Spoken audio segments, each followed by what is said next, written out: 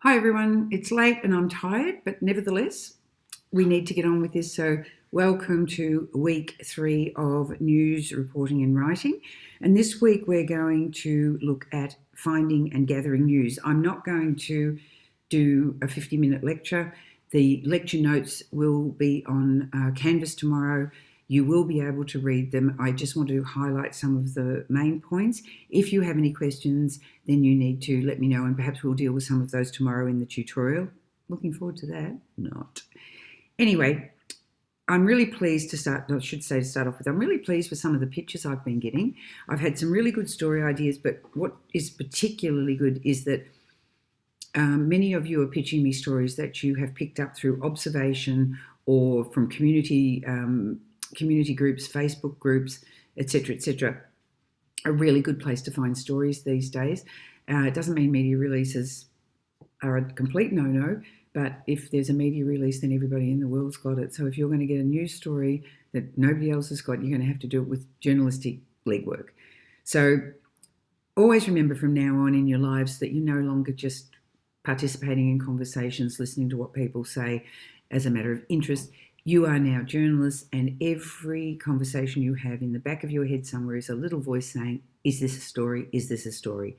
You all have people in your lives, contacts, friends, family of friends, etc., etc. They have jobs. They're members of groups and organisations. They're not journalists. So often they hear something's going on and they don't think to themselves, oh, is that a story? And ring you up and say, oh, you might be interested in this. If they do, great, cultivate those friends. But more often than not, what they're doing is they're just recounting something to you, and then you have to think to yourself, is there a story in that? But there are stories out there and people know about them. We just have to listen and actually pick up on them. And that's what we call about developing news sense. When you hear a good idea, is that a story? Being able to recognise it. Social media, so apart from your own contacts, social media is a great place these days. But again, if it's out there on social media, you're not the only person looking at it. That doesn't mean it's not a story. A lot of people might look at it and not realise that there's another side to this, or wouldn't it be interesting to canvass another side to it, or people need to hear about this. So that can make a story. Just be very careful when you're dealing with contacts, PR people, even people in your own lives, because they're coming at it not from the way we would as journalists, i.e. looking at it from a balanced, fair and accurate standpoint. They're coming at it with their own thoughts and views. For PR people, their own agenda. For protest groups, their own agenda. So they want you to hear their side of the story. They're not going to say, oh, and by the way, the people that oppose us also have they've got a pretty good argument. They're not going to say that. So that's what your job is. You need to listen to that side of the story and then go out and find what else there is to say on something. Always be skeptical. Always verify information that you're given. Don't just take it at face value. Gossip is great, but it's not a story. Gossip is a potential lead for a story, and then you need to go out and verify it. Is there anything factual here? Is this the real story? Is there more that I can look at here? Things like council websites, media rooms. Most big corporations these days have media news or newsrooms on their websites. Well worth glancing at those, particularly in areas of interest to you. So, if you have a particular interest in something, a hobby or whatever, just get onto the sites that you know and that you're looking at, and again, put those journalistic ears on and think to yourself, is there a story in this of wider interest than people who ride red bikes on Saturday morning? There are a number of ways that events take place. There are what we call regular events, and they take place whether or not the media attends. So Parliament, courts, sporting events. If we don't, we do go to these things, but if we don't, they will still happen. Court will still sit tomorrow. Parliament will still sit the next time it's due to sit after the coronavirus, whether we're there or not. Then there are partly managed events. So things like protests and demonstrations. They're going to take place if they're organised, whether we turn up to cover them. But there's a great hope when these people are organising these events that we will be there to cover them. And then we've got the purest form of news, which is a little bit galling because the purest form of news means generally we're not there to cover it. So that will be things like accidents, disasters, man-made and natural, crimes, all of those things. Generally, as journalists, we are not there to cover them. These days, however, there are people at all of these things who have their cameras out, and we need to get to a scene quickly and source that sort of those images and things because somebody will have caught it on video. So always look around when you get to a scene of something, look around, see who's actually recorded something, ask people, did you record this, do you record this, and try and grab it before everybody else who's at the scene is doing the same thing. Public relations, we should just spend a minute talking about. Public relations is a $1 billion plus industry and employs more than 10,000 people in this country. There are many, many more public relations and communications people than there are journalists. They're fine, we deal with them, and there's no need to think of them as evil and wicked.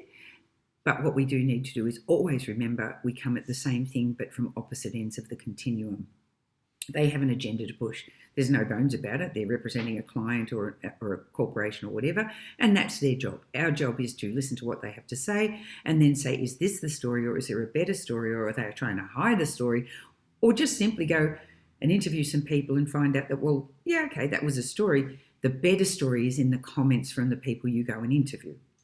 So we might end up writing a story about whatever it is they've told us about, but not from the angle that they would like us to take. I hope you've read the Kath Wilson article, the astroturfing article. If you haven't, I strongly advise you that would be a very good idea. So please read it. I'm not going to go over it all. When you read the lecture notes, there's also a great quote from Trevor Cook, who's a PR professional, about astroturfing. Be wary of sponsorship, surveys and reports. These are a favourite tactic of PRs and PR companies and corporates. They pay for somebody to do a report on something for one of their clients, and then the report comes out and then they put it out like a news release. Oh, did you know, blah, blah, blah, blah, blah. Well, they're paying for it. They're not going to pay for and then put out a report on something that is detrimental to their organisation or their clients. So again, doesn't mean it's not a good story. Just go and look for a better story in what you're being given. Or if it is a good story, just report it and get the comments and do all the normal journalistic things that we do. The question to always ask is who's paying. So if there's a story that a PR company puts out that says smoking is really good for coronavirus because people are so stressed, having a cigarette helps with their stress levels. Well, I'm actually thinking of taking up smoking myself, so that could be true. Doesn't mean it's good for your health. So what you need to do is say, well, who's paid for that? And you bet your bottom dollar that even if it might be a corporate organisation, a corporate communications company putting it out, there's a good chance that, in fact, it's being paid for by a tobacco company. Also be wary of foundations, institutions and associations. Just because they sound important, it doesn't mean they are. So the Australian Hair and Scalp Foundation is just a group of people who sell hair products. And the Asia Pacific Centre for Skin Ageing is just a group of people who sell skin products. So a highfalutin name, even some of those symbols that look like they're very important that people put on their media releases, be sceptical. Check it out. Who's behind it? Go to their homepage, look and see what's been said about them. And then get onto them. Who funds you? Where do you get your money from? What organisations make up your association or federation or whatever it is. Obviously, there are some that we know we can trust. I'm talking about those that just sound good and you may never have heard of before. Same with things like think tanks. There are right-wing think tanks and there are left-wing think tanks. There possibly are even some independent think tanks, but the name doesn't necessarily give it away. So if you think about some of the conservative think tanks, you've got places like the Sydney Institute, the Centre for Independent Studies, Institute of Public Affairs, the H.R. Nichols Society, and on the other side of the fence, the left wing or the small L liberal, or progressive is another term you might use. Australia Institute, Everett Foundation, Centre for Policy Development, Fabian Society. Now, these are quite reputable organisations, the ones that I've mentioned here, but they do have an agenda and they're coming at you with that agenda in mind. It doesn't mean that we don't report them, but what we do say is the right-wing think tank or the conservative think tank, blah, blah, blah, or the left-wing or the progressive or whatever. Just let your readers or your listeners know that they can make up their own minds, that you as a journalist have decided they might have something interesting to say, but, factor in the fact that they are coming at this from a particular point of view. It's very important. Attribution is something that we need to also be very careful with. There are verified historical things that have happened where we don't need to attribute. So if you say, blah, blah, blah, the Second World War, you don't have to say, according to the Encyclopedia Britannica, the Second World War, it's an established historical fact that the Second World War took place, and it took place between these years and these years, blah, blah. That's fine. But attribution gives authority and credibility to our journalism because, obviously, without attribution, then what you have is potentially opinion. So verifying and giving authority and giving verification and attribution is really important in our stories. It allows the readers to decide, okay, well, this person has said this, or this organisation has said that.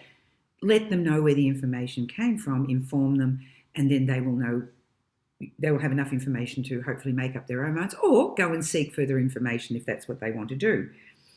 And it's certainly vital if there is any doubt about the facts.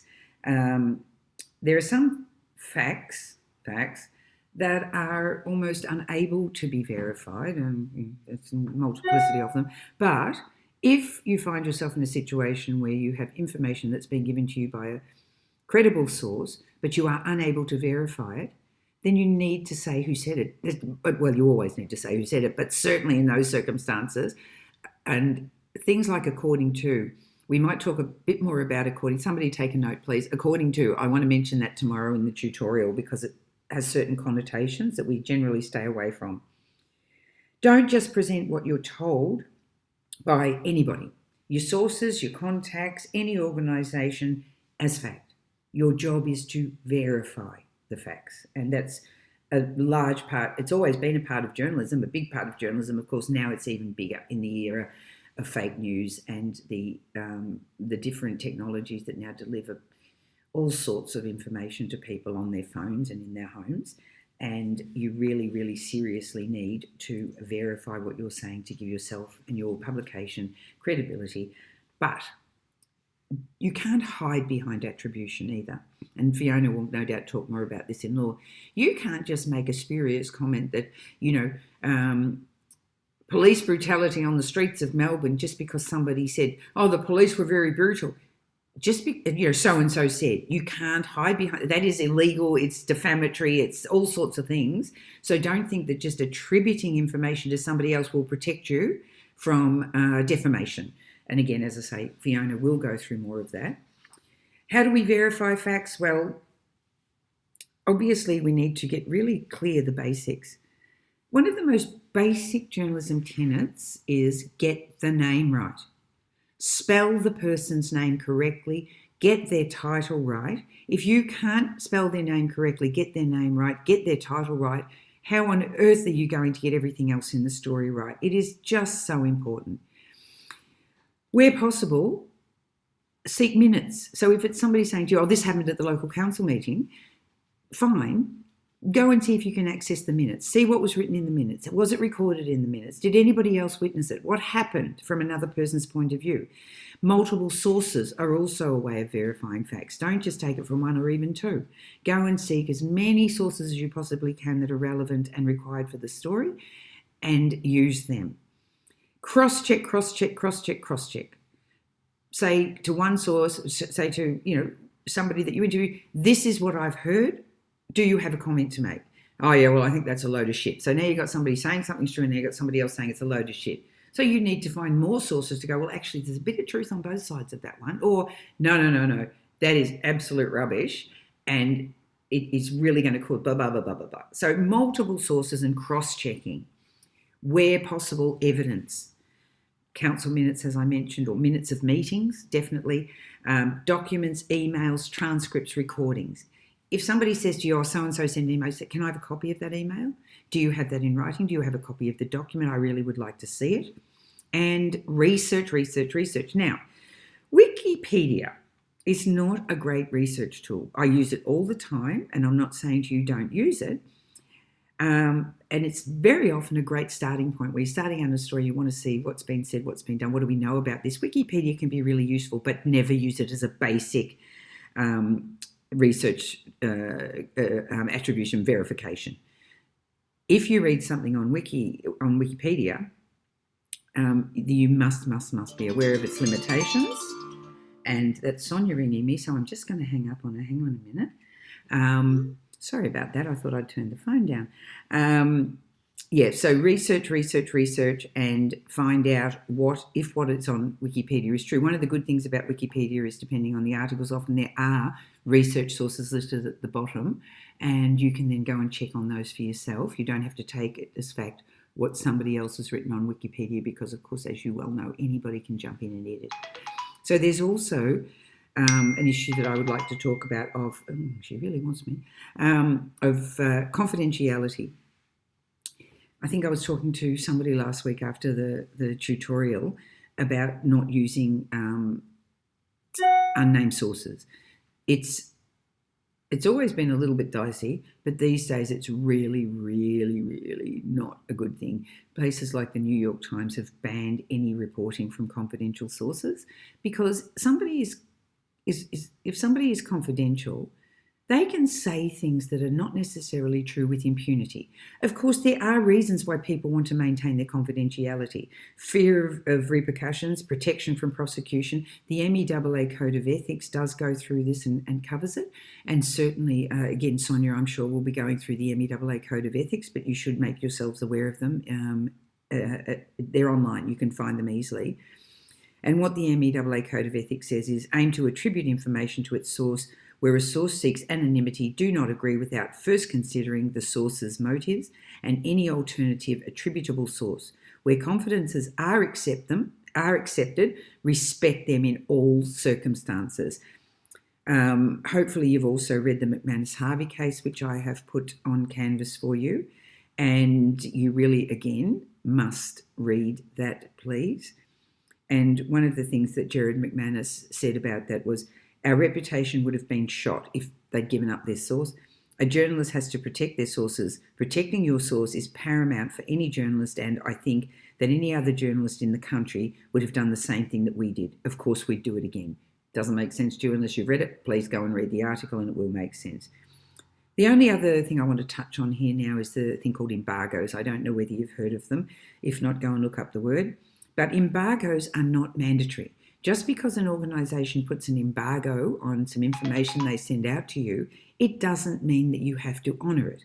So they are voluntary, they're non-enforceable, they can be useful, and if you don't honour an embargo, you may be cut off by the source. So there's a few things that you need to consider if somebody puts an embargo on something and you want to run with it.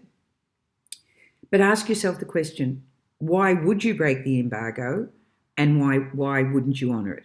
Because often there's no reason not to honour it, there's good reason. So, for instance, if there's an awards ceremony coming up and it's late at night and deadlines will be passed and they won't get it you won't be able to file a story in time, often what happens is organisations will send out pre-briefings of things saying these are the winners and, we need you to embargo it. Clearly there's a reason for that. Breaking an embargo in those situations is nothing but mean-spirited and horrible, because you've basically just taken away the fun of somebody being announced as the winner because you've gone to press with it earlier than you should have. There's absolutely good reason. But often PR people try to use embargoes to fit into their own agendas about timing. So when you look at an embargo, remember it isn't enforceable. It is a voluntary thing. But if there is no reason that you can see to break it, don't. If there is a reason to break it, then ask yourself why. What is the harm of not going to press with this? Are they trying to protect somebody behind the scenes? I don't know. There's a million reasons. But just be aware, because somebody slaps an embargo on something, unless it's the police, the courts, the parliament, we're dealing with a different thing. I'm talking about PR companies, corporations, people who talk to us and say, oh, look, I'll talk to you, but it'll be embargoed until. You need to find out why. Why are you embargoing this? But as I say, if there's no good reason to break it, then don't. Okay, I'm going to stop there. I need you to read the lecture notes and if there's anything at all there that you want to clarify or discuss, we can do that tomorrow. Hopefully this is all going to work for us, but, we won't know until tomorrow. So let's go in there and think, yes, good, lovely, positive thoughts. That's me being Pollyanna, and now I'm going to have a glass of wine. Good night. See you tomorrow.